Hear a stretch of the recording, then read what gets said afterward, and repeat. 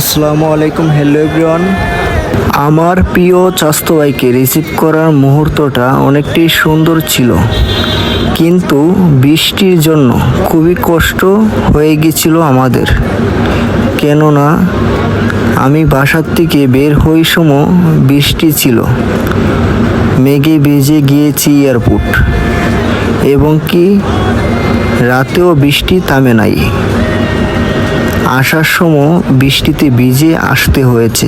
বৃষ্টির জন্য যতই কষ্ট হোক না কেন, প্রিয় ভাইকে পেয়ে অনেকটাই ভালো লাগছে। আপনারা সকলেই আমাদের জন্য দোয়া করবেন।